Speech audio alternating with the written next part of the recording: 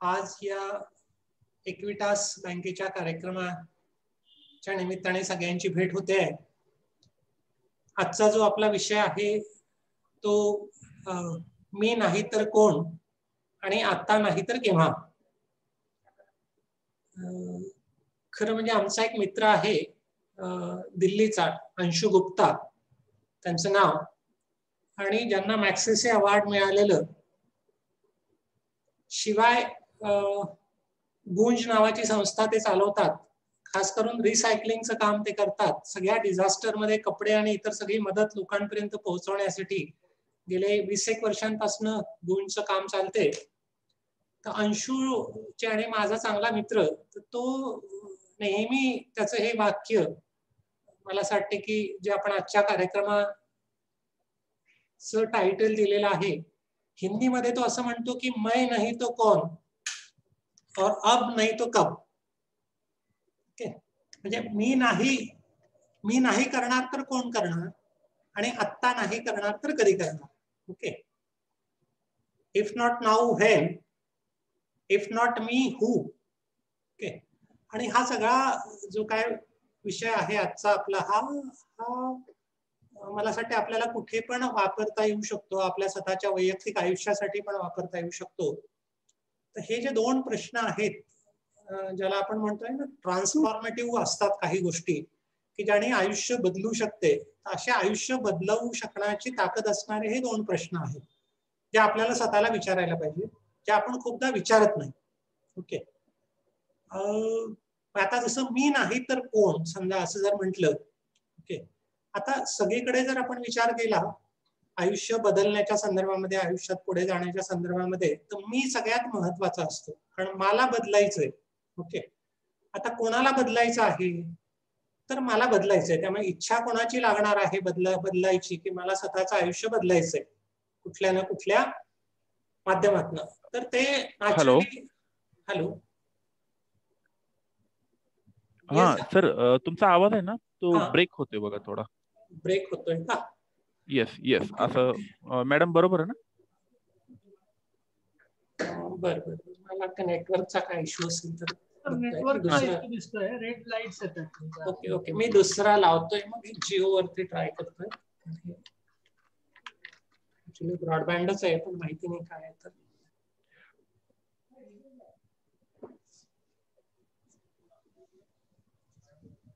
Okay, तर basically मी म्हणत होतो की आपल्याला आयुष्य बदलण्यासाठी हे दोन अतिशय महत्वाचे प्रश्न आहेत असं मला वाटते, की मी नाही तर कोण आणि आत्ता नाही तर कधी.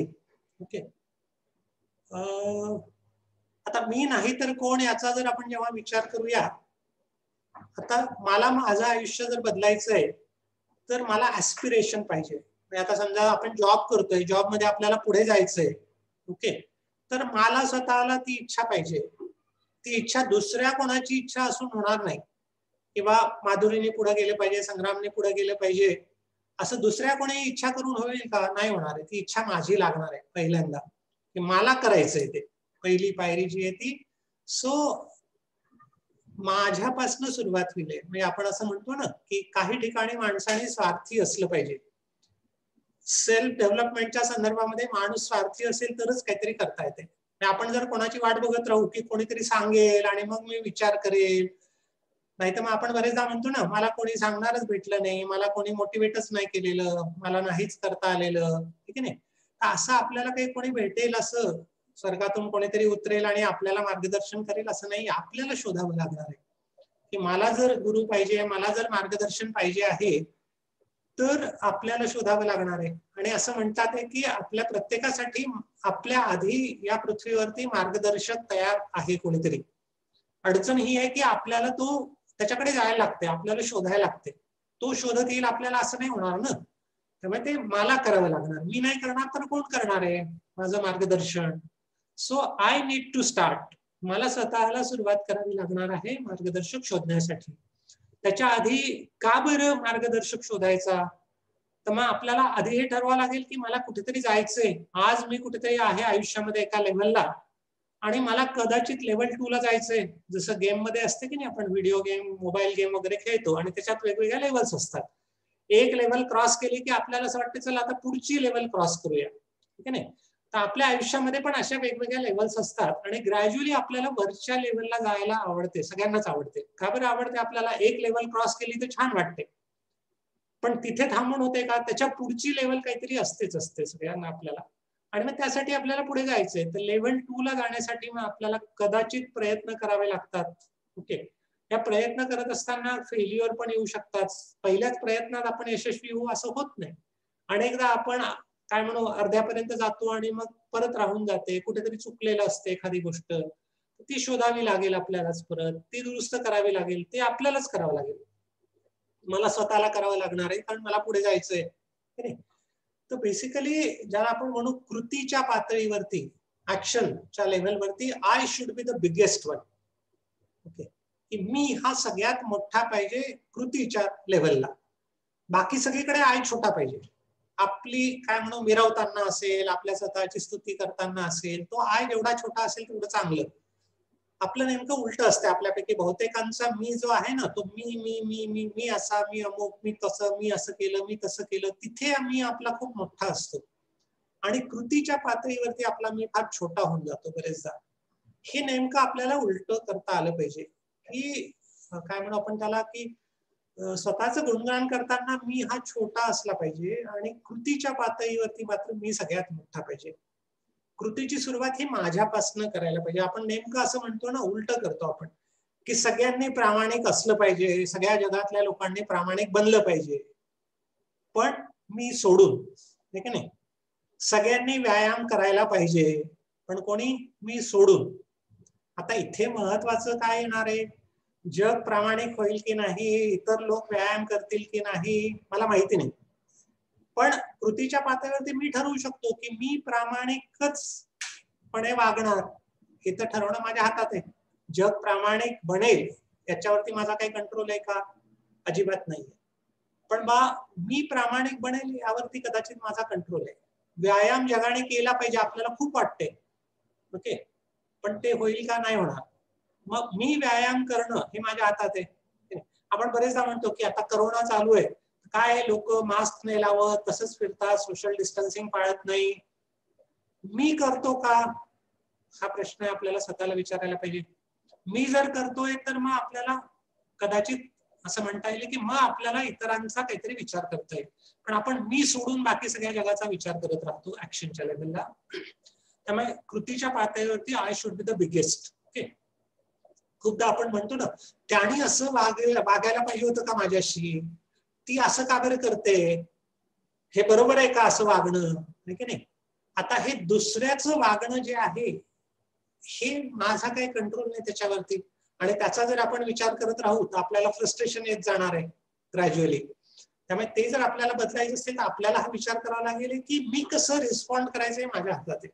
समोरच्याने कसं वागलं पाहिजे याच्यावर माझा कंट्रोल नाहीये डेफिनेटली, पण त्याला मी कसं रिस्पॉन्ड करायचं हे माझ्या कंट्रोलमध्ये आहे. So that I should be the bigger one. तिथे मग आपल्याला हे नाही म्हणता आलं पाहिजे की तुझ्यामुळे मला राग येतो, तू असं म्हटलं म्हणून मला राग येतो, असं नाहीये. राग कोणाला आलेला आहे?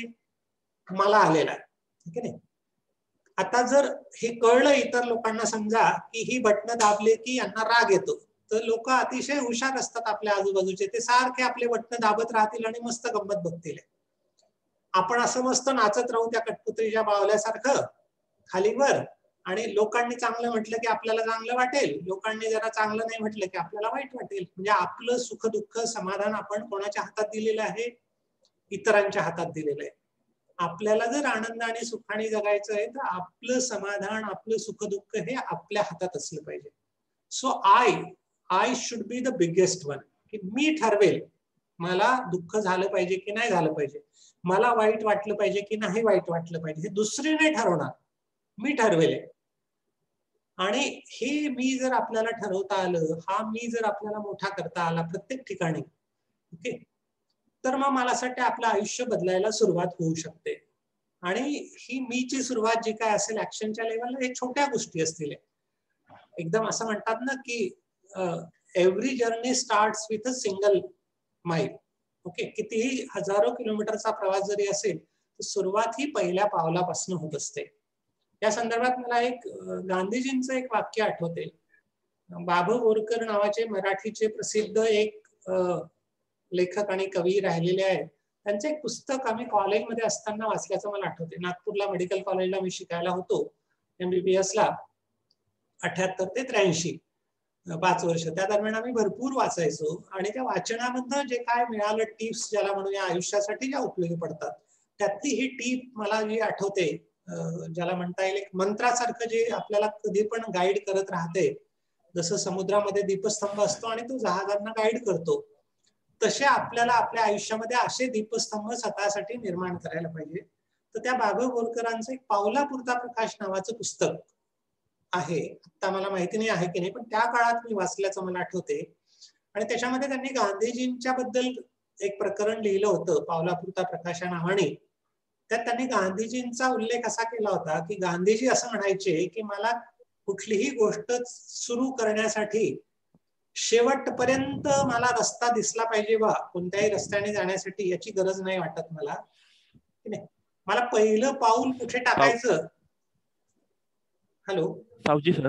हा येस, एकच मिनिट, माझे बॉस आहेत चेन्नईवरून, तर सत्यनारायण सर पण जॉईन झालेले आहेत. Okay okay, welcome Satya sir. छान छान. he may not be understanding Marathi. Yes. Okay okay. Satya sir, welcome. So should we continue? एक सेकंड सर. Okay. एक second. Yes sir. Okay. Sorry sir. Yeah. Continue करूया sir. Okay. So basically मी म्हणत होतो की आपल्याला स्वतःपासून सुरुवात करावी लागणार आहे. सगळ्या गोष्टींची जी आहे ती ऍक्शनच्या पातळीवरती स्वतःपासून सुरुवात करावी लागणार आहे. त्यात गांधीजींचं वाक्य मी जे सांगत होतो ते असं म्हणायचे की मला कुठल्याही रस्त्याने चालू लागायसाठी तो रस्ता शेवटपर्यंत दिसला पाहिजे असा माझा कधीच आग्रह नसतो. पुढचं पाऊल कुठे ठेवायचं तेवढा रस्ता मला दिसला तर मी ते पाऊल पुढे ठेवतो आणि मग ते पुढे ठेवलेलं पाऊल माझं दिवा बनते, प्रकाश वाट बनते आणि त्या पुढे ठेवलेल्या एका पावलाच्या प्रकाशात मला पुढची वाट दिसायला लागते आणि अशी माझी वाटचाल चालू होते. आपल्यातले अनेक लोक असे आहे की पार त्या टोकापर्यंतचा रस्ता दिसत असेल तर पहिलं पाऊल उचलू म्हणते, नाहीतर बापरे पुढे काय असणार, कोणाला माहिती, करायचं की नाही करायचं, काय होईल, आणि त्याच्यामुळे मग आपण जागेवरच थांबतो. त्यामुळे 1000 माइल journey begin with first step. त्यामुळे आपल्याला पावलापुरता प्रकाश, मला असं वाटतं हे जे गांधीजींचं वाक्य आहे ते लक्षात ठेवायला पाहिजे. काहीही करण्यासाठी आयुष्यामध्ये फार दूरपर्यंतचा विचार करून जर आपण विचार करत बसलो ना, हे विचार जरूर असावा माणसामध्ये, पण असं म्हणतात की too much analysis leads to paralysis, की नाही. म्हणजे एक बाबा आमटेंचं वाक्य, बाबा आमटेंचं नाव बहुतेकांना माहिती असेल, त्यांचं एक प्रसिद्ध वाक्य आहे. बाबा असं म्हणायचे की सगळ्यांना माहिती सर, भान ठेवून योजना आखाव्यात. काय भान ठेवून योजना आखाव्यात आणि बेभान होऊन त्या राबवाव्यात. प्लॅनिंग स्टेजला तुम्हाला काय डोकं खर्च करायचं असेल वाटेल तेवढा किस पाडा, चिरफाड करा प्लॅनिंग स्टेजला, but once you decide then just forget everything and start acting upon that, की नाही. जसं आता समजा आपण काय म्हणू, आपण की कुठलीही गोष्ट आहे, आपण जर खूप जास्त विचार करत बसलो ना तर मग आपण काहीच करू शकणार नाही आयुष्यामध्ये. त्यामुळे विचार करायचा ऍक्च्युअली आधी, एकदा विचार तुमचा फायनल झाला की मग हा विचार नाही करायचा की कसं होणार, काय होणार वगैरे वगैरे सगळं.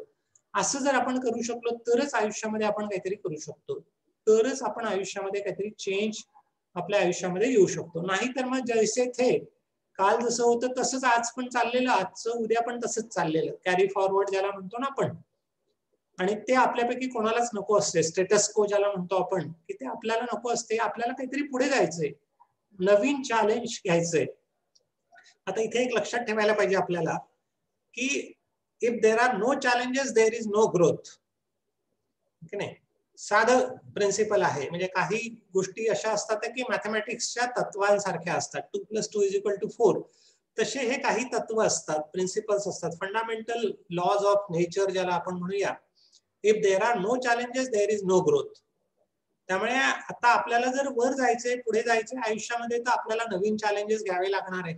चॅलेंजेस आपण नाही घेतले तर आपण पुढे नाही जाऊ शकणार आहे. आपल्यातले अनेक लोक चॅलेंजेसला घाबरतो आपण, आणि आपल्याला असं वाटतं समजा नाही जमलं तर कसं होईल की नाही, समजा फेल झालं तर कसं होईल, आणि त्याच्यामुळे मग आपण जे आहे त्याच्यातच समाधान मानतो. त्याला आपण म्हणतो कम्फर्ट झोन. आपण कम्फर्ट झोनच्या बाहेर पडू इच्छित नाही बहुतेक वेळा. जे काय आपलं सकाळी 9 ते 5 6 जे काय असते ऑफिस काम घरची या गोष्टी, त्याच्या पलीकडे काहीतरी वेगळं करून पाहण्याची जी काय उमेद असते ना, दाट प्रयोगशीलता ज्याला एक्सपेरिमेंटेशन म्हणू आपण, ती प्रयोगशीलता आपल्यापैकी फार कमी लोकांमध्ये असते. आणि मग आपण रुटीन मध्ये अडकतो, आणि रुटीन इज ऑलवेज मोनोटोनस. फार रुटीन तेच ते व्हायला लागलं की कंटाळवाणं व्हायला लागते, आणि मग तो कंटाळा घालवायसाठी मग आपल्याला काय काय लोकांना तलफी असतात वेगवेगळ्या.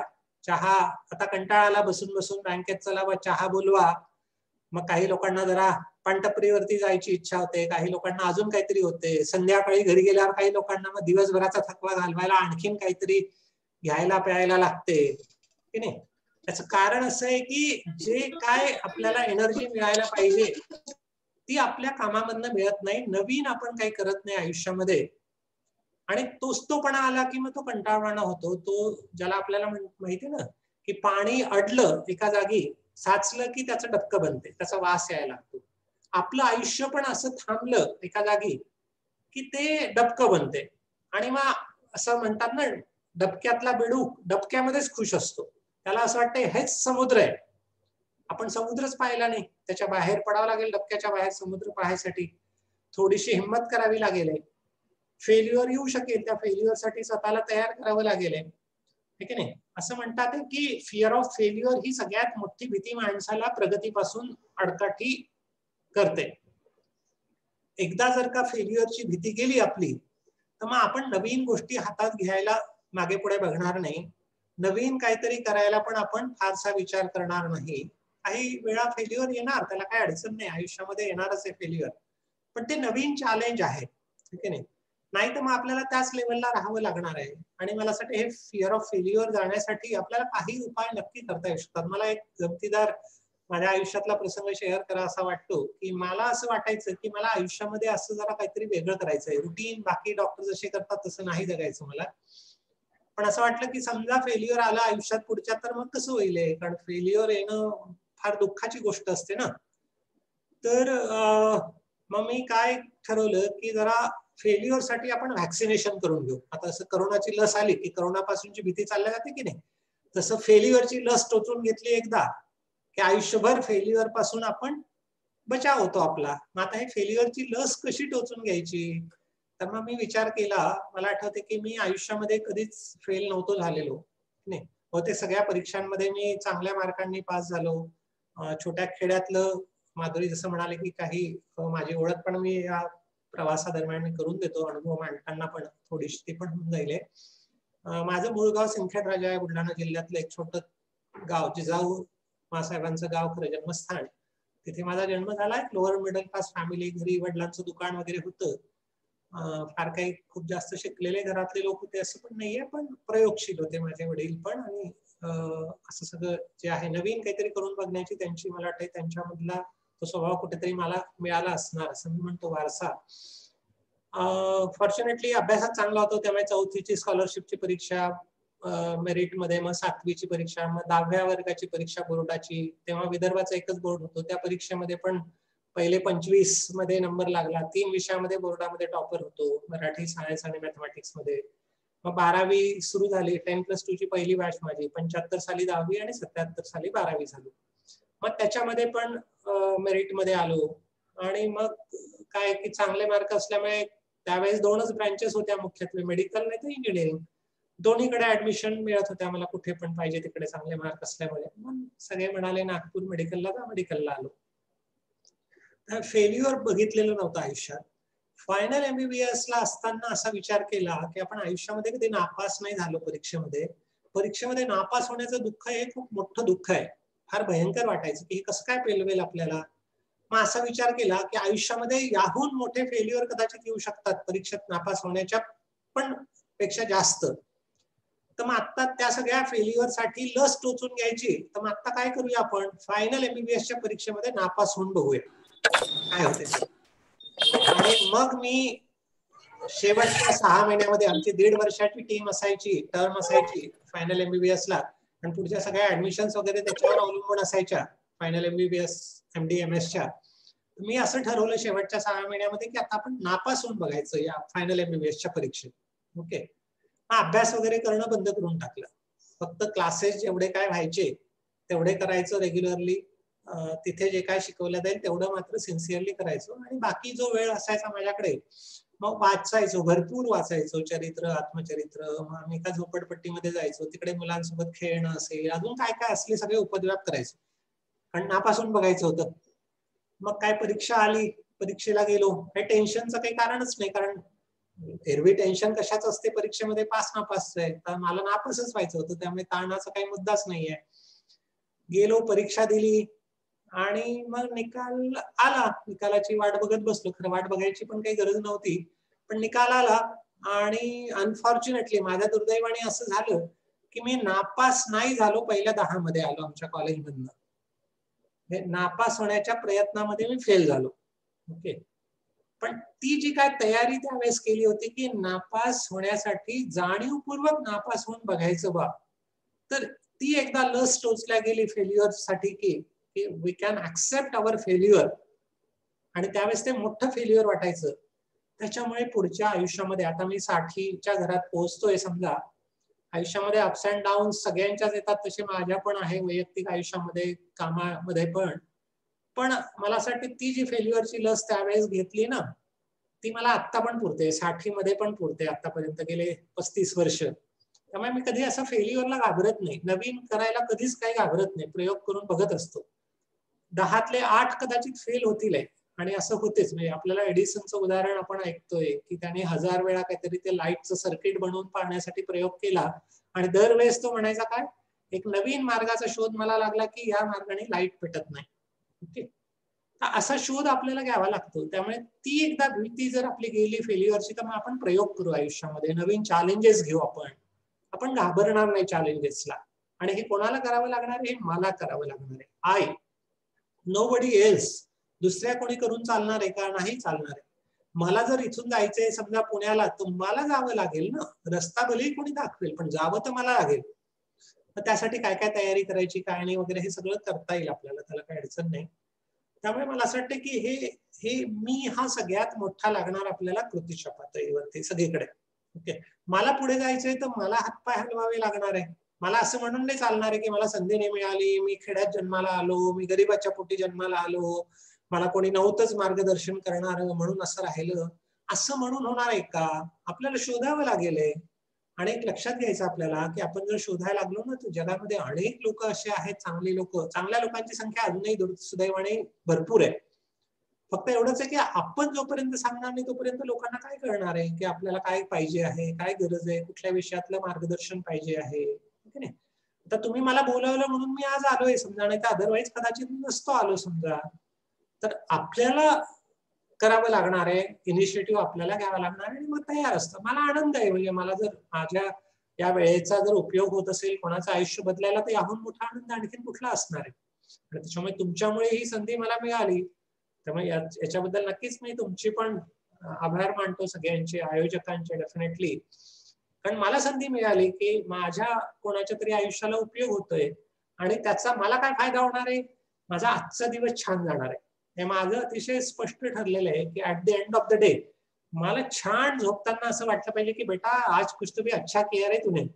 मग मला सांगता येईल आज त्या कार्यक्रमात मी गेलो होतो, आणि जे काय मी बोललो मनापासून, मला असं वाटतं की त्याचा कदाचित कोणाच्या तरी आयुष्याला उपयोग होणार आहे, तर बेटा तुम्ही आज अच्छा किया कुछ तो भी. मला स्वतःला शाबासकी देता येईल. मला असं वाटतं की जगात सगळ्यात मोठा अवॉर्ड जर कोणता असेल शाबासकी, तर ती स्वतः दिलेली शाबासकी. मग त्यासाठी तुम्हाला दुसऱ्या कोणावरती डिपेंड राहण्याची गरज नाही की पेपरमध्ये माझं नाव आलं की नाही, फोटो छापून आला की नाही, फेसबुक पोस्ट टाकली तर किती लाईक भेटल्या, मला 50 भेटल्या का, 20च भेटल्या, 10च भेटल्या की नाही. तर मग याच्यावरनं आपलं सगळं कमी जास्त होत राहते. तर ते आपल्याला जरा बदलावं लागणार आहे. माझा आनंद हा माझ्या हाती असला पाहिजे. ओके. जसं आता आपल्याकडे महाराष्ट्रात करोनाच्या बाबत चाललं ना की माझं कुटुंब माझी जबाबदारी, तसं माझा आनंद माझी जबाबदारी. आपल्याला हे नाही म्हणता आलं पाहिजे की तुझ्यामुळे मी दुःखी आहे. बरेच घरांमध्ये आपण पाहतो की नवरा बायकोला म्हणते तू आहे म्हणून माझं असं हाल आहे, बायको म्हणते तुम्ही आहात म्हणून माझं असं आहे, पोरं म्हणतात मायबापांना म्हणतात, मायबाप पोरांना म्हणतात, बॉस हाताखालच्या लोकांना म्हणतो, हाताखालचे लोक म्हणते आमचा बॉसच असा आहे म्हणून आमची परिस्थिती अशी आहे, आमचं पुण्यात आहे म्हणून असं आहे, अमरावतीत आहे म्हणून असं आहे. अशी आपण बाहेरच्या परिस्थितीला दोष देत राहतो. जोपर्यंत ती जबाबदारी मी घेणार नाही तिथे मी सगळ्यात मोठा लागेल.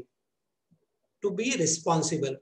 आणि हा मी जेवढा मोठा होत जाईल ना जबाबदारी घेण्याबाबत, चॅलेंज घेण्याबाबत, कृतीच्या पातळीवरती, तेवढं आपलं आयुष्य पुढे पुढे जात जाणार आहे, वरवरती जात जाणार आहे. आपण जिथे कुठे असू, आपण व्यवसायात असू, नोकरीच्या ठिकाणी असू, आणखीन कुठेतरी असू, खूप वेळा आपण जबाबदाऱ्या घेण्यासाठी जरा अंग चोरतो, ज्याला म्हणतो की नको रे बा आपल्याच गळ्यात येते. मग बऱ्याच ठिकाणी कामाच्या ठिकाणी असं होतं ना, माधुरी छान करते ना, मग चला माधुरीकडे देऊन टाकू हे काम. माधुरीला असं वाटते मी जर सांगितलं की मला छान जमते तर झालं माझं आयुष्यभराचं तेच काम. मग माधुरी म्हणते नाही नाही मला नाही जमत, बरं बिलकुल नाही जमणार मला, हे मला अजिबात येतच नाही ते सगळं. म्हणजे मग माझा त्या जबाबदारीपासून बचाव होतो, पण दुसरीकडे ते जबाबदारी घेतल्यामुळे जी माझी ग्रोथ होणार आहे, मी जे पुढे जाणार आहे, ते त्या सगळ्याला मी स्वतः काय म्हणून त्याला आडकाठी बनतो, ऑब्स्टॅकल बनतो. ओके. त्यामुळे मला असं वाटतं हा मी आपल्याला मीचा आपण हा विचार करतोय आतापर्यंत की मी करावी लागणार आहे. आता दुसरा पार्ट जो आहे त्याच्याकडे पण आपण येऊया. आत्ता नाही तर कधी. Okay. If not now when. आत्ता नाही करणार तर कधी करणार आहे ह्या गोष्टी. आता जसं एक प्रश्न मी खूपदा विचारतो, शाळा कॉलेजेसमध्ये मी जातो, खूप ठिकाणी बोलायला जातो, मी आतापर्यंत 5-1 हजार शाळा कॉलेजेसमध्ये गेलो असेल, आणि मुलांशी बोलताना एक प्रश्न नक्कीच विचारतो की अरे म्हणजे बरेचदा असं करतो तो प्रश्न विचारतो. आता इथे आपल्याला संवादासाठी तेवढा वेळ नाही, पण मी विचारतो, तुम्ही तुमच्या मनाशी विचार करा की तुमच्यापैकी किती लोक असे आहात की ज्यांना असं वाटते तुम्हाला छान बोलता येते. ओके. स्वतःला म्हणा येस नो. ओके. ठीक आहे. पुढचा प्रश्न मी तुम्हाला असं विचारेल की तुमच्यापैकी किती लोकांची इच्छा आहे की तुम्हाला असं वाटते की आपल्याला चांगलं बोलता आलं पाहिजे, आपला वक्ता म्हणून आपली ओळख झाली पाहिजे, छान आपल्याला भाषण देता आलं पाहिजे. कदाचित आपल्या आता समजा मला इथे 60-70 लोक दिसतात आहे आपले पार्टिसिपंट, कदाचित एक 10% लोक असं म्हणू आपल्यातले 5-7 लोक असे असतील की ज्यांना जरा बऱ्यापैकी बोलता येते. ओके. कदाचित आणखीन मला चांगलं बोलता आलं पाहिजे अशी इच्छा असणारे किती असतील, अजून कदाचित 30-40-50 असू शकतील. 5-10 लोक नक्की असे असतील की जाऊ द्या म्हणते, कुठे बोलायचं, उगाच त्रास घ्या, बोला, त्यापेक्षा ऐकलेलं बरं. कान काय ऐकलं काय न ऐकलं काय, कोणी बघत नाही, कोणाला पाहता येत नाही, तपासता येत नाही, बोलणं म्हणजे आकारांचा ताप. असे पण काही लोक असतील की अंगाला पाणीच नको लागू द्यायला बा. ते सोडले तर मला वाटतं आपल्यापैकी मॅक्सिमम लोकांना नक्की हे आवडेल की आपल्याला छान बोलता आलं पाहिजे. बरोबर आहे. आणि आता हे आपल्याला बोलता आलं पाहिजे अशी इच्छा जी काय आहे आपली, ही कधीपासूनची इच्छा असणार आहे? ही आत्ता मी विचारलं म्हणून इच्छा तयार झाली का मनात? ही बहुधा बरीच जुनी असणार आहे. केव्हा तरी शाळा कॉलेजमध्ये कोणाचं तरी ऐकलं आणि तेव्हापासून आपल्याला असं वाटलं की अरे हो आपल्याला पण असं जर बोलता आलं ना तर खूप छान होईल. ती इच्छा आपली किती वर्ष जुनी असणार आहे? कदाचित 10 वर्ष, 20 वर्ष, 25 वर्ष जुनी असणार आहे इच्छा ती. आता ती इच्छा कधी पूर्ण करायची आपल्याला आयुष्यात? मरायच्या आदल्या दिवशी की स्मशानात चाललो बा, आपल्या शोक सभेत निदान आपल्याला भाषण देता आलं पाहिजे मेल्यावरती, की त्याच्या आदल्या दिवशी, की त्याच्या अलीकडे थोडस, हा विचार आपल्याला करावा लागणार आहे. आणि मग ते तेव्हापर्यंत का बरं अशी इच्छा आपण टांगून ठेवायची की कधीतरी पूर्ण होईल की नाही? आपण आपल्या खूप साऱ्या इच्छा अशा टांगून ठेवलेल्या आकाशात, ते आकाश कंदील असतात ना दिवाळीत लटकलेले, आणि आपण छान त्या आकाश कंदिलाकडे पाहतो, हो छान छान दिसते बरं, हो माझी इच्छा आहे मला की नाही छान जरा बोलता आलं पाहिजे, माझी इच्छा आहे माझं छान घर मोठं झालं पाहिजे, माझी इच्छा आहे की मला 10 लोकांनी ओळखलं पाहिजे, माझी इच्छा आहे की मला छान रात्री झोपता आलं पाहिजे, माझी इच्छा आहे की छान 6 पॅक 12 पॅक सारखी माझी बॉडी झाली पाहिजे. ओके. आता ह्या सगळ्या इच्छा आहेत आपल्या. ह्या इच्छांना आपल्याला जर काय म्हणू आपण त्याला जमिनीवरती उतरवायचं असेल, त्याच्याकडे नुसतं असं पाहून काय म्हणू रात्री छानपैकी झोप लागली की ते स्वप्न पाहायचं, हो, तर त्याचा काही उपयोग नाहीये. आपले एपीजे अब्दुल कलामांचं काय वाक्य आहे, त्यांनी काय सांगितलं आपल्याला? की स्वप्न कोणती पूर्ण होतात? जी जागेपणी पाहिल्या जातात आणि जी तुमची झोप उडवतात. तीच स्वप्न प्रत्यक्षात येण्याची शक्यता असते. आपल्यातले बहुतेक लोक स्वप्न केव्हा पाहतो? रात्री झोप लागली की स्वप्न पाहतो. आणि स्वप्न पाहणं थांबवू नये म्हणून आणखीन जास्त झोपतो. सकाळी उठायचं असलं तरी म्हणतो नाही थांबा, स्वप्न संपून जातील ना, जरा आणखीन थोडंसं लोळून घ्या. असे रात्री झोपेमध्ये पाहिलेले स्वप्न जे असतात ना, ते प्रत्यक्षात कधीच येत नाही. ते झोप उडाली की ते हवेत उडून गेल्यासारखे विरून जातात. स्वप्न कोणती पूर्ण होतात आयुष्यामध्ये? जी दिवसा पाहिल्या जातात आणि जी आपली झोप उडवतात, अस्वस्थ करतात आपल्याला. असे अस्वस्थ आपण कधी होतो का? की रोज आपल्याला छान झोप लागते, अगदी निवांत.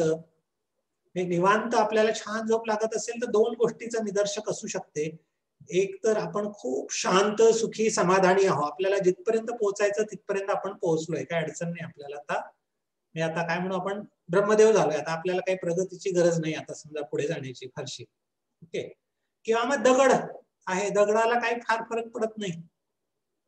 पण जर आपल्याला पुढे जायचं आहे आयुष्यामध्ये, तर मग आपल्याला अस्वस्थ होता आलं पाहिजे. मध्ये मध्ये आपली झोप उडाली पाहिजे. स्वस्थ झोप जर आपण आयुष्यभर घेत राहू ना, कशाने तरी आपण अस्वस्थ झालो पाहिजे.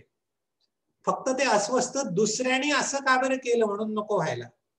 मी का बरं तिकडे पुढे जात नाही आणि अस्वस्थ व्हायला पाहिजे. आणि ती अस्वस्थता मग आपल्याला शोधासाठी उद्युक्त करते, मार्ग शोधण्यासाठी पुढे घेऊन जाते आपल्याला. ती अस्वस्थता जी आहे ना, ती खूप महत्वाची आहे. आणि ती ज्या क्षणी सुरुवात होईल त्याच्यासाठी वाट नको बघायला की एवढं झाल्यावर मग करू. जरा आपल्यातले अनेक लोक वाट बघतात, नाही आत्ता की नाही, जरा काय आता समजा आपण शिकायला लागलो तर म्हणते आता जरा पहिले शिकवून घेऊ द्या, डिग्री बिग्री घेऊन द्या, मग करू जे काय करायचं ते. छानपैकी मस्त जगायचंय बरं, एन्जॉय करायचं, पण जरा हे होऊन जाऊ द्या. मग म्हणते जरा आता थोडंसं कामाधंद्याला लागू द्या, मग कुठेतरी जॉब मिळू द्या, काहीतरी स्वतःचं उत्पन्नाचं साधन होऊ द्या. मग म्हणतो की अरे यार, आता तर सुरुवात झाली आहे, आता पगार अजून थोडा कमीच आहे, जरा प्रमोशन झालं जरा की मग करूया. मग सुरुवातीला एकटे असतो तर म्हणते लग्न झाल्यावर छानपैकी जगता येईल आपल्याला. मग लग्न होते, मग म्हणते की आता ठीक आहे दोघंच आहोत, आता जरा मुलं झाले की छान जगता येईल आपल्याला. मग मुलं होतात, मग म्हणते आता मुलं लहान आहे, त्यांची जबाबदारी आहे, मग आता नाही आपल्याला मनासारखं जगताय, जरा मुलं मोठी झाली ना की मग मनासारखं जगू आपण खरंच. मग मुलं मोठी होतात, जबाबदाऱ्या वाढत जातात.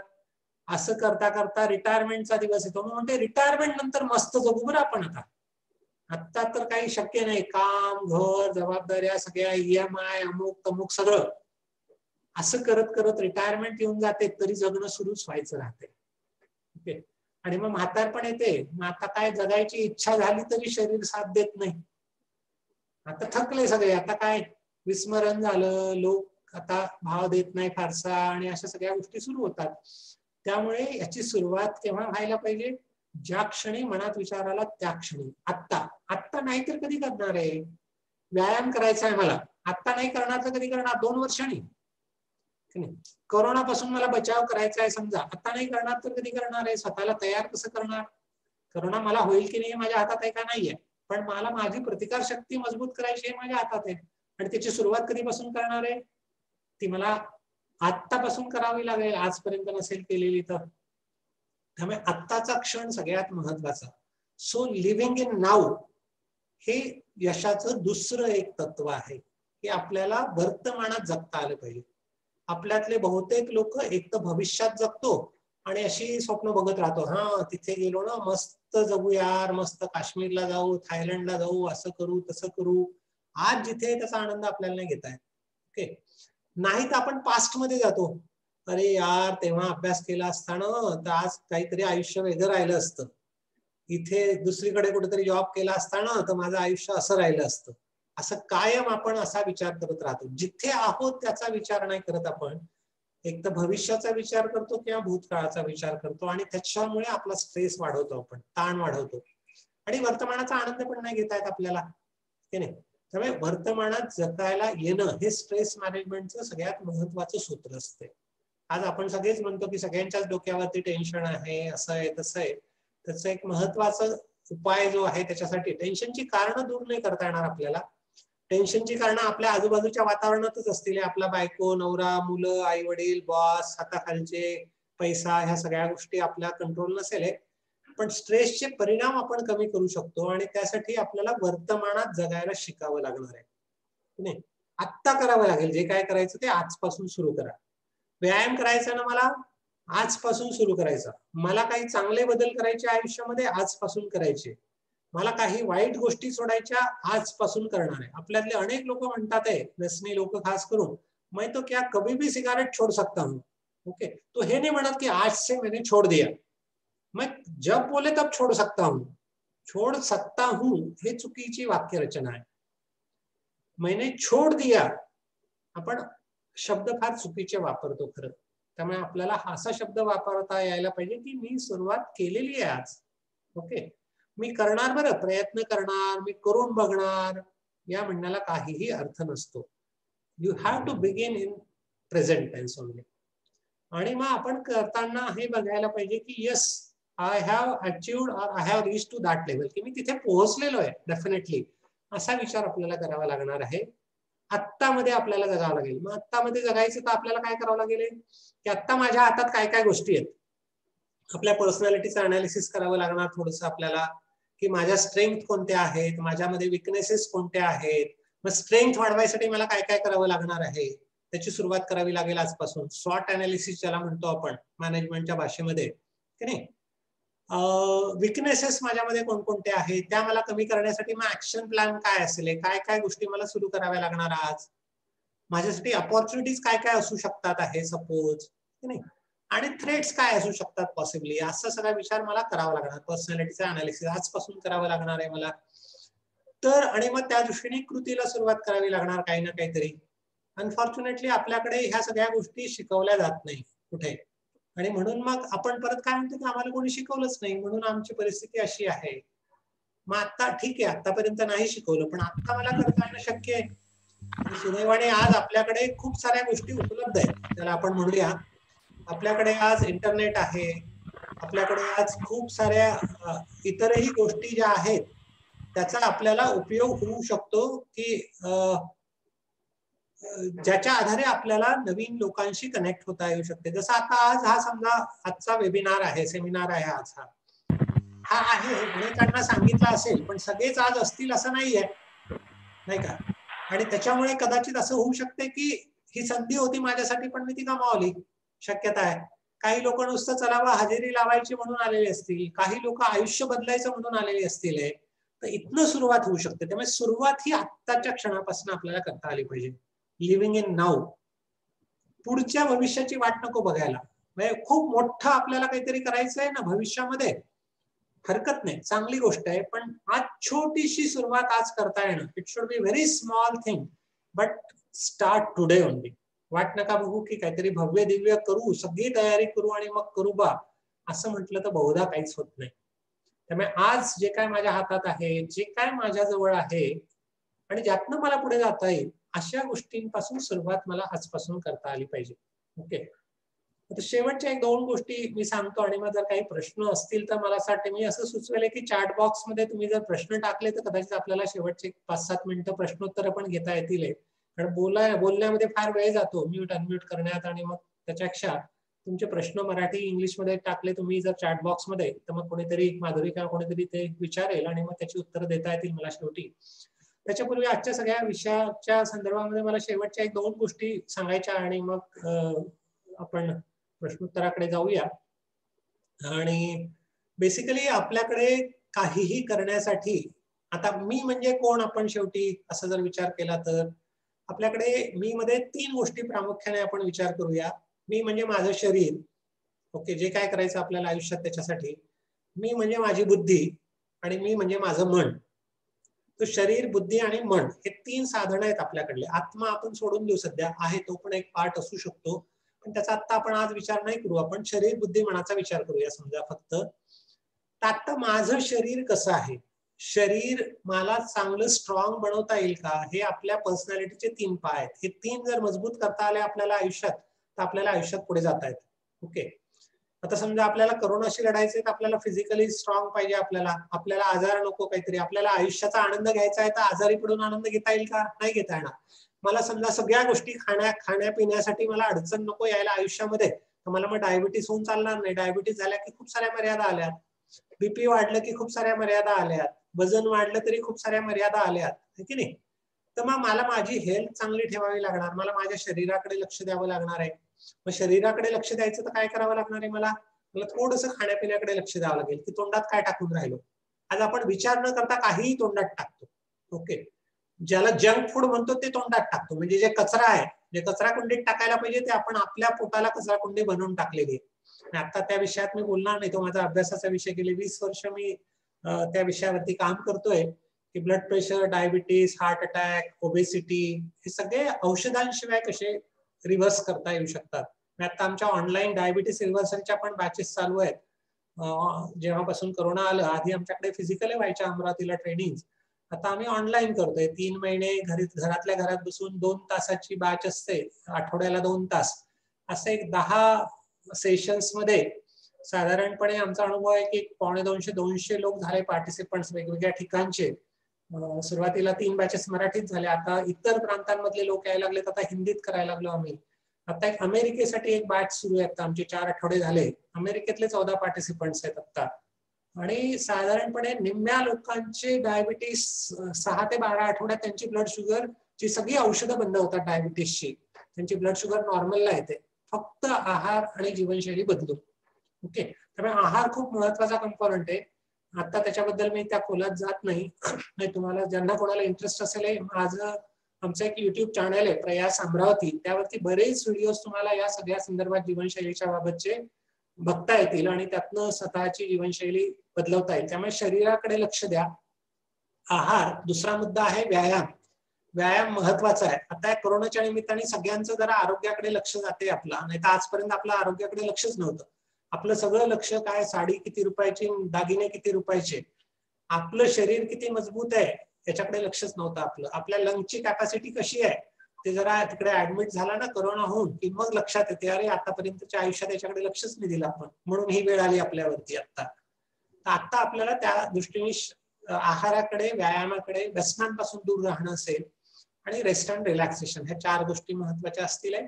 बुद्धीसाठी जर आपण विचार केला तर वाचन सगळ्यात महत्वाची गोष्ट आहे. सोपी आहे, त्यातल्या त्यात काही ना काहीतरी चांगलं वाचा. मला असं मी जे काय घडलो त्याला महत्वाचं कारण पुस्तकं, चरित्र आणि आत्मचरित्र खास करून, ते आपल्या उपयोगी पडू शकतात.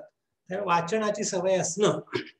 इतर गोष्टींसाठी खर्च कमी करायला लागला तर थोडासा, कपडे थोडेसे कमी घ्या, एक ड्रेस कमी घ्या, काही फरक नाही पडत. 500च्या ऐवजी 200चा घ्या, त्याने फरक नाही पडत आयुष्यामध्ये. पण पुस्तकांमुळे नक्कीच फरक पडू शकतो. ओके, काही अडचण नाही आणि शक्य आहे ते करता येणं, सगळ्यांना शक्य आहे करता येणं, नाही असं नाही काही. प्रवास करणं, वेगवेगळ्या ठिकाणी जाऊन बघणं, वेगवेगळ्या लोकांना भेटणं, जाऊन जरा त्यांचं आयुष्य समजून घेणं. आता ऑनलाईन असे खूप सारे उपयोगाचे कार्यक्रम होत राहतात, त्याच्या आवर्जून त्या सगळ्यांना जाणं. नाही तर मग टीव्हीच्या सिरियल आपण बघत राहतो, काय काय नावं आहेत भरपूर चाललेले, 200-200 पाठ. आपलं आयुष्य तिथल्या तिथे. आयुष्य कोणाचं बदललं? त्या सिरियल मध्ये काम करणाऱ्या जे कोणी आहेत, हिरो हिरोईन कलाकार, त्यांना पैसे मिळाले. आपल्याला पैसे मिळाले का? टीव्हीची सिरियल 200 वेळा पाहिली, वा म्हणून माझी काय म्हणू पगार वाढला, माझं उत्पन्न वाढलं. उलट आपला वेळ गेला, डोकं खराब झालं की नाही. त्यामुळे आपल्याला काहीतरी आयुष्यात जे पुढे घेऊन जाऊ शकते अशा गोष्टी बघायला पाहिजे. आपल्याला टीव्हीवरती पण असतात बऱ्याचशा गोष्टी, पण खास करून मी असं म्हणेल सिलेक्टिव्ह आपल्याला असलं पाहिजे की मला काय आयुष्य बदलायचं आणि मग मी काय बघायला पाहिजे, काय वाचायला पाहिजे. युट्यूब वरती खूप खूप साऱ्या गोष्टी कामाच्या आज आपल्याला मिळू शकतात. सगळ्या जगाशी आपण कनेक्ट होऊ शकतो. आज कोरोनाने जसं काही आपल्याला संकटांमध्ये टाकलं, तसं काही संधी पण दिल्या आपल्याला. आपण त्या संधी शोधल्या पाहिजेत. आणि तिसरं आहे मन. आपलं मन आपल्याला मजबूत करता आलं पाहिजे आणि सुंदर करता आलं पाहिजे. ह्या 2 गोष्टी मनाच्या बाबतीत. मजबूत म्हणजे काय, छोटे अपयश आले, थोडंसं काहीतरी कमी जास्त झालं तर आपण फ्रस्ट्रेट होतो, निराश होतो, ठीक आहे, मान खाली टाकतो. असं नको व्हायला. आपल्याला आनंदाने आणि ताठ मानेने जगता आलं पाहिजे. चेहऱ्यावरचं हास्य आपलं गमवायला नको.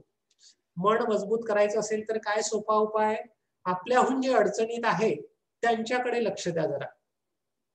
मला 2 हात, 2 पाय, 2 डोळे सगळं आहे, तर कोणाला तरी हात नाहीये, कोणाला पाय नाहीये, कोणाला डोळे नाहीये, कोणाला HIV आहे, कोणाच्या किडनीज खराब आहेत, त्याच्यामुळे ते प्रॉब्लेम मध्ये आहेत, ठीक आहे. तर अशा सगळ्यांकडे जर आपण लक्ष दिलं तर मग मला माझ्याकडे जे काय आहे त्याचा आनंद मिळेल. अनफॉर्च्युनेटली आपलं कसं होतंय की आपल्याकडे जे नाही त्याच्यासाठी आपण दुःख करत राहतो आणि मग जे आहे त्याचा आनंद आपल्याला नाही घेता येत. त्यामुळे जे आहे त्याचा आपल्याला आनंद घेता आला पाहिजे. आणि त्याच्यासाठी एक आणखीन तत्व सांगितलं जातं ज्याला लिस्ट ऑफ ग्रॅटिट्यूड म्हणतात. हे एक तत्व पण तुम्हाला जर रोज आचरणात आणता आलं की मी कृतज्ञ असलं पाहिजे परमेश्वराचं की हे देवा मला तू चांगलं ठेवलंय, तर याबाबत मग आपण रोज कृतज्ञ सकाळी उठल्यावर एक यादी तयार करता आली पाहिजे आपल्याला की why I should feel gratitude about, कशाबद्दल की मला तू सकाळी उठवलं, रात्री नाही तर झोपेत मला अटॅक येऊन मी मरू शकलो असतो, पण मला तू सकाळी उठवलं, माझ्या डोक्यावर छप्पर आहे, मला कोणीतरी काळजी घेणारे घरी आहेत माझ्या, मला निदान संध्याकाळची सोय आहे माझ्याकडे, ठीक आहे नाही, कोणीतरी आपलं म्हणणारं आहे, तर या माझे हातपाय धडधाकट आहेत, या सगळ्यांबद्दल आपण कृतज्ञ असलं पाहिजे. अनफॉर्च्युनेटली आपण ते असत नाही. एक छोटीशी गोष्ट सांगेल, आमच्याकडे आम्ही मागे किडनी फेल्युअर पेशंट जे असतात, डायलिसिस ज्यांना करावं लागते, अशांचं एक 7 दिवसांचं शिबिर घेतलं होतं निवासी. 15 लोक अतिशय गरीब परिस्थितीमधले आणि आमच्याकडे ठेवलं त्यांना आणि 7 दिवस त्यांना निदान त्यांच्या आयुष्यात काही आनंद निर्माण व्हावा, थोडंसं विसरावं त्यांनी. नाहीतर मग सोमवारचं डायलिसिस झालं की गुरुवारचं, गुरुवारचं झालं की सोमवारचं, याच्या पलीकडे त्यांचं आयुष्यच नव्हतं राहिलेलं. तर आम्ही जे काय तिथे प्रयोग केले, खाण्यापिण्याचे, हिंमत देण्याचे, पॉझिटिव्हिटी, माहिती नाही, पण 3 जण असे होते की ज्यांना गेले वर्ष 1.5 वर्ष लघवी थेंबांमध्ये मोजावी लागायची की आज 50 थेंब लघवी झाली बा म्हणजे खूप झाली. माणसाला जिवंत राहण्यासाठी 2 लिटर 1.5-2 लिटर लघवी रोज व्हायला लागते 24 तासात. ओके, नाही तर आपण प्रॉब्लेम मध्ये येतो. त्यातला एक आमचा जो होता पार्टिसिपंट पेशंट किडनी फेल्युअरचा, त्याला हार्डली 20-25-30 थेंब 1 ml 2 ml लघवी व्हायची गेले 1.5 वर्षापासून. आणि मग जे काय प्रयत्न त्या शिबिरामध्ये झाले, माहिती नाही कशाचा परिणाम झाला ते, पण 3ऱ्या-4थ्या दिवशी त्यांना, ज्याला गेले 1.5-2 वर्ष 2 ml फक्त लघवी व्हायची, त्याला एक 100 ml लघवी झाली आणि तो नाचायला लागला की आनंदाने. सगळ्यांना सांगायला लागला मला 100 ml लघवी झाली, मला एक 100 ml लघवी झाली, फोन करून करून सांगायला लागला नातेवाईकांना. त्या दिवशी माझ्या मनामध्ये विचार आला की माझं वय आता 58, समजा 2 वर्षापूर्वीची गोष्ट आहे ही, गेले 58 वर्ष मला रोज 1.5-2 लिटर लघवी होते, याच्यासाठी मी कधी नाचलोय का? याच्यासाठी मी कधी देवाचे आभार मानले का की देवा तू माझ्या किडन्या व्यवस्थित ठेवल्या? ओके, कधीच नाही, नाही का? आणि मग माझ्याकडे हे नाही ते नाही म्हणून मी रडत बसतो नसत्या गोष्टींसाठी. जे आहे त्या किडनी फेल्युअरच्या पेशंटला पाहिल्यावरती मी त्याला गुरु बनवलं आणि जोपर्यंत मला रोज 1.5-2 लिटर लघवी होते तोपर्यंत मला नाराज होण्याचं कारणच नाही आयुष्यामध्ये, निराश होण्याचं कारणच नाहीये. आम्ही खूप साऱ्या डिसॅबिलिटी ग्रुप सोबत पण काम करतो, अंध अपंग आणि अशा सगळ्यांसोबत. आमचा एक चेतन नावाचा एक ब्लाइंड मुलगा आहे जो आता 8व्या वर्गात शिकतो, वाशिम जवळचा. तो म्हणतो की माझ्या आयुष्यात तर कायमचा अंधार आहे पण मी हिंमत नाही हारलो. तुम्हाला 2 डोळे, 2 हात, 2 पाय, तुम्ही कशाला हिंमत हारता सगळं असून? हे जेव्हा तो बोलतो ना त्याचा खूप जास्त परिणाम होतो समोरच्यांवरती. नंतर मन सुंदर करायचं म्हणजे काय, हे झालं मन मजबूत करणं, आपल्याहून अडचणीत असणाऱ्यांना आपलं गुरु करणं आणि त्यांच्यासाठी काहीतरी करता आलं तर करणं. कॅन्सर ज्यांना झालेला आहे, सपोज आमच्याकडे आम्ही अशा कार्यक्रमांमध्ये कॅन्सर झालेल्या सर्वायव्हर्सला बोलावतो आणि ते जेव्हा त्यांचा अनुभव सांगतात तेव्हा इतर लोकांना कळते अरे यार आपलं दुःख तर काहीच नाही, उगाच आपण रडत बसलो. मन सुंदर करणे म्हणजे असा अर्थ काय? मन सुंदर कशाने होणार? तुम्ही टीव्हीवरती कधी जाहिरात पाहिली का, मन की सफाई केली आहे हा साबण वापरा, असं नाही होत. त्या टीव्हीवरच्या जाहिरातीतल्या साबणाने मन साफ नाही होत. मन साफ होते इतरांसाठी, डोळ्यात आलं पाणी आपल्या तर, डोळ्यातलं पाणी इतरांसाठी आलेलं, तो मनाचा साबण आहे. अनफॉर्च्युनेटली आपल्याला स्वतःसाठी भरपूर रडता येते, इतरांसाठी आपल्याला रडता नाही येत, नाही. इतरांसाठी रडायला शिकणं, इतरांना मदत करायला शिकणं, इतरांसाठी काही ना काही छोटी मोठी गोष्ट करायला येणं, हा मनाचा साबण आहे. मन आपलं सुंदर बनायला लागतं. कॉस्मेटिक वापरून चेहरा सुंदर होईल कदाचित, फक्त ते पाण्याने धुईसतं, पण मन जर सुंदर झालं ना तर चेहरा आपोआप सुंदर दिसायला लागतो, वेगळं करण्याची गरज राहत नाही. त्यामुळे मन पण सुंदर करता आलं पाहिजे आणि या तिन्हीसाठी आजपासून काहीतरी सुरुवात करता आली पाहिजे. म्हणून शरीरासाठी रोज काहीतरी करा, आजपासून सुरुवात करा. बुद्धीसाठी आजपासून काहीतरी सुरुवात करा आणि कोणी करायचं मी करणार, स्वतःसाठी ठरवा आणि मनासाठी काहीतरी आजपासून सुरुवात करा. या 3 साधनांकडे तुम्ही लक्ष द्यायला लागलात ना तर बघा आयुष्य बदलायला लागेल आपलं आजपासून. या सगळ्या संदर्भामध्ये जर काही मदत लागली तर डेफिनेटली करता येऊ शकेल. आता आम्ही एक नुकताच एक ऑनलाईनच पर्सनल लाईफ कोचिंगचा एक कोर्स सुरू करतोय. आता केलाय, ऑलरेडी अनाऊन्स केलाय. 6 महिन्याचा असेल, की ज्यांना असं वाटतं की माझं आयुष्य बदलायचंय, त्यांनी ठरवायचं की त्यांना कुठे इम्प्रूव्ह करायचं, आणि त्यांना एक कोच जसा गाईड करतो आपल्याला ग्रॅज्युअली, तर दर 15 दिवसाला एक 1 to 1 सेशन्स असतील प्रत्येकासोबत वेगवेगळे, आणि मग काही ग्रुप सेशन्स असतील, आणि 6 महिन्यात त्यांना स्वतःच्या आयुष्यामध्ये डेफिनेट चेंज बघता आला पाहिजे, असं ते कोर्सचं ऑब्जेक्टिव्ह आहे. असा एक कोर्स मी 12 वर्षापूर्वी केलेला स्वतः एका हाँगकाँगच्या ट्रेनर सोबत. मला स्वतःला त्याचा खूप फायदा झाला, आणि आता मी खूप साऱ्या आमच्या मुलांसोबत, तरुणांसोबत करत असतो. स्ट्रक्चर्ड फॉर्म मध्ये आता पहिल्यांदाच करतोय, असं एक 15-20 ची बॅच घेऊन. तर ऑलरेडी ती प्रोसेस सुरू केलेली आहे आता. जसं आरोग्याचं मी म्हणालो, आमच्याकडे डायबिटीस रिव्हर्सलच्या बॅचेस चालू होतात. आता 24 तारखेपासून एक पुढची बॅच चालू होते. ही माहिती यासाठी पण सांगतो की कदाचित तुमच्याही जवळचं कोणीतरी असेल डायबिटीस वालं, आणि जर तुम्हाला असं वाटतं की त्यांच्या डायबिटीसची औषधं बंद होऊ शकले, त्यांचा जो खर्च होतो महिन्याचा 1000, 500, 2000 रुपये, तो जर वाचवता आला जस्ट 3 महिने प्रयत्न करून, बिना यांनी समजा आयुष्यभरासाठी कदाचित, तर सोपं होईल, जरा त्याचा फायदा होऊ शकेल. त्यामुळे म्हणून मुद्दाम पण सांगतोय तुम्हाला या सगळ्या गोष्टी. याशिवाय आमचे बरेच उपक्रम असतात, तर ते तुम्हाला बघता येतील. प्रयासची वेबसाईट अजून तेवढी अपडेटेड नाही आहे, पण ती वेबसाईट आहे. फेसबुक पेज आहे माझ्या नावाचं, डॉक्टर अविनाश सावजी प्रयास नावाचं. त्यावर सगळ्या ऍक्टिव्हिटी आम्ही अनाऊन्स करतो. तुमच्यापैकी ज्यांना कोणाला असं वाटते की आपल्याला कनेक्टेड राहायचं या सगळ्या गोष्टींमध्ये, कदाचित बरेच लोक आज पहिल्यांदा आले असतील, मला ओळखत नसतील, तर जरूर त्यांच्यासाठी माझा नंबर पण मी सांगून टाकतो. मोबाईल नंबर, व्हॉट्सअप नंबर पाहिजे तर तुमच्याकडे नोट करून घ्या. 94207 22107 94 207 22 107 हाच व्हॉट्सअप नंबर आहे.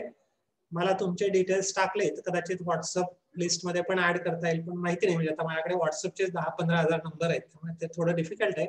पण खरंच काही जर तुम्हाला असं वाटलं कधी आयुष्यात की काहीतरी माझी मदत होऊ शकते, तर जरूर संपर्क करा. मला आवडेल तुमच्यासोबत बोलायला. माझा काही उपयोग तुम्हाला होऊ शकला तर नक्कीच मला पण छान वाटेल. मला असं वाटतं की माझ्या आयुष्याचे आता, मी स्वतःसाठी रिटायरमेंटचा दिवस ठरवलेला आहे 7 मे 2061, ज्या दिवशी मी 100 वर्षाचा पूर्ण होणार आहे. ओके, म्हणजे तोपर्यंत मी काम करणार आहे, त्याच्या आधी मरणार नक्कीच नाहीये. त्यामुळे पुढचे 40 वर्ष तर मी नक्कीच आहे तुमच्यासोबत, काय अडचण नाही. तुम्ही पण राहा, फक्त तोपर्यंत तुम्हालाही राहावं लागेल ना, तर ते शक्य होईल. आणि माझा 100वा वाढदिवस आहे 7 मे 2061. तारीख लागली तर नोट करून घ्या. आणि त्या वाढदिवसाला तुम्ही आला तर मला आनंद वाटेल. आज जसं मी तुमच्या कार्यक्रमाला आलो, तसं तुम्ही माझ्या त्या वाढदिवसाच्या कार्यक्रमाला या सगळे. छान, आपल्याला, माझी खूप इच्छा आहे की लाखभर लोक जमा व्हावेत त्याला. त्यामुळे मी दरवर्षी गेले 10 वर्षांपासून 50 क्रॉस केल्यावरती सगळ्यांना निमंत्रण देतोय. वर्षभरात एक 60-70-80 हजार लोकांशी बोलणं होते. सगळ्यांना माझ्या 100व्या वाढदिवसाचं निमंत्रण देऊन ठेवतो. ते देण्यामागे आणखीन एक माझा हेतू आहे की निदान तोपर्यंत तरी तुम्ही नक्कीच जिवंत असणार आहे, तरच तुम्ही येऊ शकाल ना. निदान तोपर्यंत तर नक्कीच तुम्ही असले पाहिजे, आणि त्याच्याही पुढे असले पाहिजे डेफिनेटली. त्याच्या आधी तर नक्कीच जायला नको, अशी माझी इच्छा पण आहे. आणि त्याच्यामुळे मग मी काउंटडाऊन सुरू केलाय. आता माझ्याकडे फक्त 40 वर्ष शिल्लक राहिलेले, जास्त दिवस नाहीये. त्यामुळे आता असं वाटतं उगाच वेळ नको वाया घालवायला. काहीतरी अर्थपूर्ण रोज करता आलं पाहिजे आयुष्यामध्ये. आपल्यामुळे इतर कोणाच्या तरी आयुष्याला एक दिशा मिळते, इतर कोणाच्या तरी चेहऱ्यावरती आनंद येतो. याहून मोठा आनंद आयुष्यामध्ये दुसरा नसतो. तो तुम्हाला पैशांनी नाही मिळवता येणार, तो कपड्यांनी नाही, दागिन्यांनी नाही, सोन्याने नाही, गाड्यांनी नाही, पेपरमध्ये नाव येण्याने नाही. आपल्यामुळे इतरांच्या चेहऱ्यावरती हास्य निर्माण करता आलं, इतरांच्या डोळ्यातले अश्रू पुसता आले थोडेसे, तो सगळ्यात मोठा आनंद आहे. आणि मला भरपूर आनंद पाहिजे, छोटा आनंद मला नकोय. खूप आनंदी मला राहायचंय. सुदैवाने आतापर्यंत खूप आनंदात मला राहता आलं. परमेश्वराची कृपा, इतर अनेक मित्र परिवाराची कृपा कदाचित असेल. पुढे पण आयुष्य तसंच जावं अशी इच्छा व्यक्त करतो.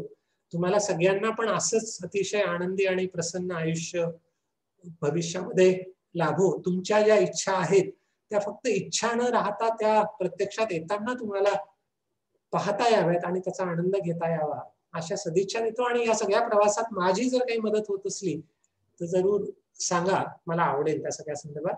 या ठिकाणी मी थांबतो. काही प्रश्न असतील तर नक्की घेऊया आपण. Over to Madhuri.